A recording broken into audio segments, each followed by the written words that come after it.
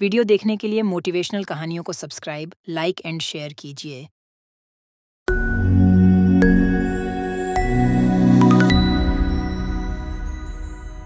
माधवपुर में बंसी नाम का एक कंजूस मक्खी चूस नौजवान सेठ रहता था। उसकी कंजूसी के चर्चे दूर दूर तक मशहूर थे। उसकी कंजूसी के कारण उसकी पत्नी और बच्चे बेहद परेशान रहते थे। क्या हुआ? इतने अच्छे अच्छे सपने देख रहा था, क्यों जगा दिया मुझे? दोपहर के 12 बज गए हैं। अभी तक तुम कुछ पकाने को लेकर नहीं लाए। राजू को भूख लग रही है। आज दोपहर में कुछ खाने को बनेगा कि नहीं?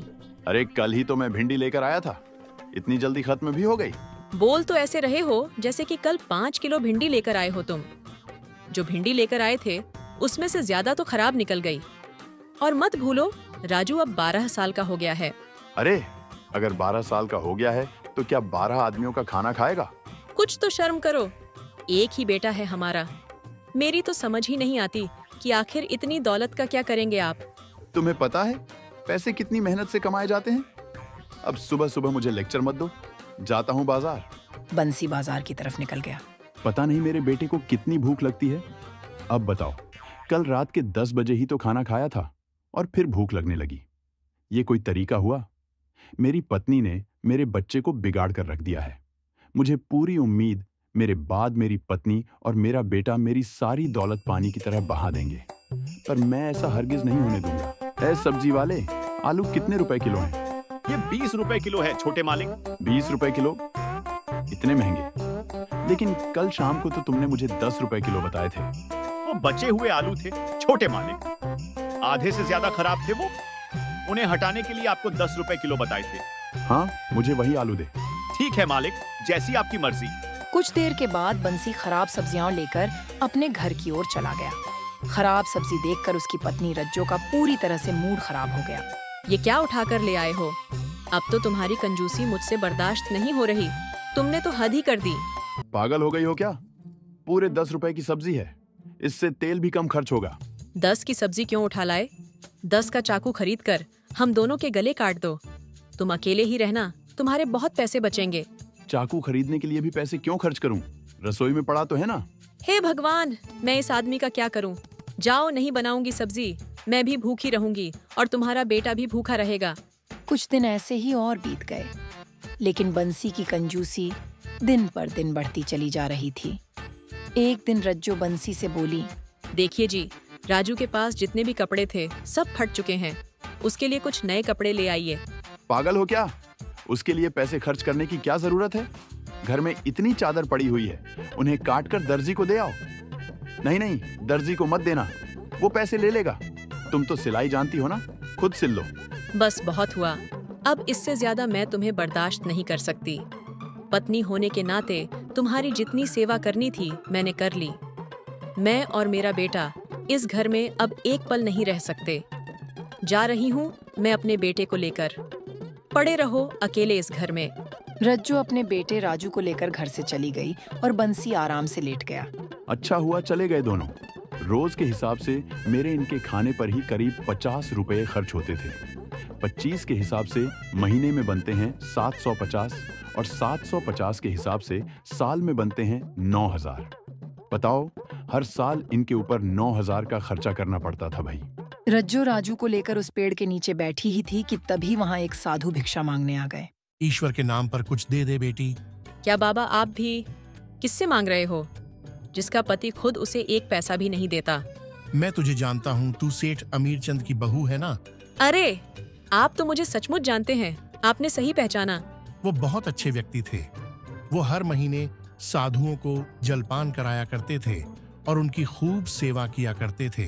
हाँ, लेकिन उनके इस दुनिया से जाने के बाद उनके बेटे ने इस परंपरा को तोड़ दिया। वो दान देने में बहुत ज्यादा मशहूर थे और उनका बेटा कंजूसी में। वो भी इतना कंजूस कि इतनी दौलत होने के बाद भी अपने बेटे के लिए कपड़ा तक नहीं बनवा सकता। लगता है तुम अपने पति से बहुत ज्यादा परेशान हो। वैसे मैंने उसकी कंजूसी के चर्चे सुने हैं। सिर्फ तुम ही नहीं, बल्कि पूरा गांव उसकी कंजूसी से परेशान है। जाओ बेटी, घर जाओ। कल से तुम्हारा पति सुधर जाएगा। सच में बाबा? हाँ, सच में। साधु के कहने पर रज्जो वापस अपने पति के घर चली गई। बंसी अभी भी सो रहा था। रज्जो भी राजू के साथ सो गई। सुबह के वक्त किसी ने बंसी के घर का दरवाजा खटखटाया। रज्जो ने दरवाजा खोल दिया, मगर सामने खड़े हुए व्यक्ति को देखकर रज्जो बुरी तरह हैरान रह गई। उसने देखा दरवाजे पर उसके ही पति का हमशक्ल खड़ा हुआ मुस्कुरा रहा था। दया रे दया, आप तो अंदर सो रहे थे। क्या एक ही रात में कंजूसी के साथ साथ जादूगरी भी सीख ली तुमने? मुझे अंदर आने के लिए नहीं कहोगी भाभी? भाभी? पर मेरा तो कोई देवर नहीं है। जुड़वा तो मैंने बहुत देखे हैं, लेकिन तुम तो हूबहू बिल्कुल मेरे पति की शक्ल के हो। मैं चंदू हूँ भाभी, मैं आपका देवर हूँ और बंसी का जुड़वा भाई। कौन है तू? तुम्हारा जुड़वा भाई हूँ। मेरा जुड़वा भाई पागल हो गया है क्या? मैं अपने पिताजी की इकलौती संतान हूँ, मेरा कोई भाई नहीं है। नहीं भैया, आपको कोई गलतफहमी हुई है। पिताजी ने कभी आपको इस बारे में बताया नहीं। पिताजी ने मुझे बचपन से ही यहाँ से अलग रखा था, पर कुछ दिनों पहले ही मुझे पता चला कि पिताजी अपनी सारी जायदाद मेरे नाम कर गए, इसलिए मैं तुरंत दौड़ा चला आया यहाँ। तेरा दिमाग तो ठीक है, सारी दौलत मेरी है। तू जरूर कोई बहुरूपियां है जो मेरी दौलत लूटने आया है। अब मैं ये सारी दौलत सारे गांव में बांट दूंगा। पिताजी की आत्मा को शांति मिलेगी। क्या खाक शांति मिलेगी? मान ना मान, मैं तेरा मेहमान, मैं तुझे जानता तक नहीं, और ये कागज ये फर्जी हैं। चंदू और बंसी आपस में बुरी तरह से झगड़ा करने लगे। बंसी मानने को तैयार ही नहीं था कि चंदू उसका भाई है। ये सारा नजारा हैरत से राजू और रज्जो देख रहे थे। विवाद इतनी बड़ी थी कि उन दोनों को गांव के मुखिया के पास जाना पड़ा। सारा गांव वहां पर मौजूद था और उन दोनों भाइयों को हैरत से देख रहा था। मुखिया ने वसीयतनाम देखकर बंसी से कहा, वसीयत में तेरे पिताजी के यानी सेठ हमीरचंद के हस्ताक्षर हैं और इसकी शक्ल भी तुझसे मिलती है। कानून के मुताबिक यही सारी संपत्ति का मालिक है। ये कैसी बातें कर रहे हैं आप मुखिया जी? अरे, मैं कोई अपनी तरफ से नहीं कह रहा हूं बंसी। इसके पास सारे कागजात हैं और वो सब असली हैं, समझे?